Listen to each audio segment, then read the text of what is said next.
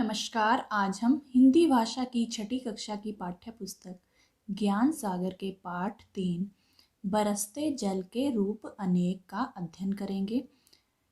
इस पाठ में बताया गया है कि जो बारिश होती है, बरसता जल होता है, उसके भी अनेक रूप होते हैं। तो आइए पाठ का अध्ययन शुरू करते हैं। आकाश बादलों से ढका था, ठंडी ठंडी हवा चल रही थी। ऐसे सुहावने मौसम में राघव, परमीत, जफर और अमन मैदान में खेल रहे थे। अमन के दादाजी दूर से बच्चों को खेलते हुए देख रहे थे। वे बहुत प्रसन्न थे कि सभी बच्चे आपस में मिलजुल कर खेल रहे हैं। गेंद से खेलने का सिलसिला अभी शुरू ही हुआ था कि अचानक बिजली चमकने लगी। कुछ ही देर में बादल भी गरजने लगे। दादाजी ने हाथ हिलाते हुए बच्चों को वापस आने का संकेत दिया, इशारा किया उन्हें कि वापस आ जाओ बच्चों। अमन की नज़र दादाजी पर पड़ी। उसने अपने साथियों को बताया, देखो दादाजी बुला रहे हैं। इतने में राघव के गाल पर कुछ टप से गिरा। अरे यह गोली सा क्या है? बारिश शुरू हो गई थी। दादाजी जोर से बोले, बच्चों चलो, ओले पड़ रहे हैं। अमन, राघव, परमीत और जफर सिर पर हाथ रखे अमन के घर की ओर दौड़ पड़े। दादाजी ने चश्मा उतारा और वे बाहर बरामदे में ही अपनी आराम कुर्सी पर बैठ गए।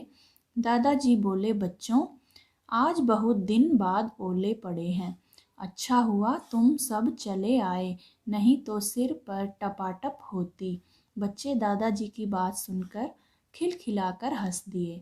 देखते ही देखते बरामदे के आगे का खुला स्थान ओलों से भर गया। राघव ने दादाजी से पूछा, दादाजी ये ओले क्या होते हैं? दादाजी मुस्कुराए और बोले, बच्चों वायुमंडल में विद्यमान, यानी कि विद्यमान का अर्थ होता है उपस्थित, जल की बूंदें झटके से उछलकर ऊपर चली जाती हैं। ऊपर की हवा बहुत ठंडी होती है।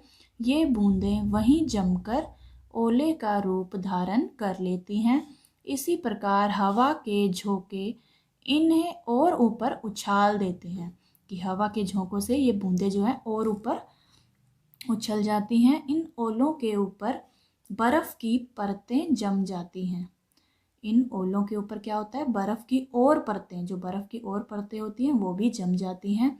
कुछ भारी होने पर ये ओले नीचे की ओर गिरने लगते हैं।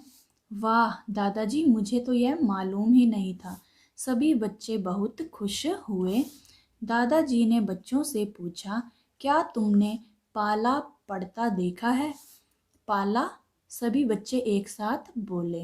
दादाजी ने कहा, सर्दियों में तुमने देखा होगा कि खेतों में सुबह सुबह बर्फ की एक चादर सी दिखाई देती है।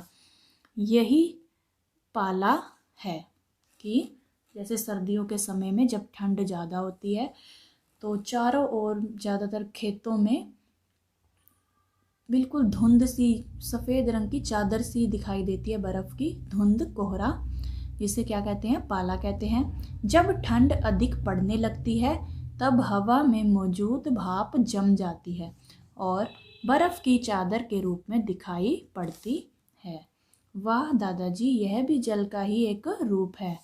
दादाजी ने समझाया कि जल जीवन तो है ही, इसके और भी अनेक रूप हैं। इतने में अमन दादाजी के लिए चाय ले आया और दोस्तों के लिए गर्मा गर्म पकोड़े।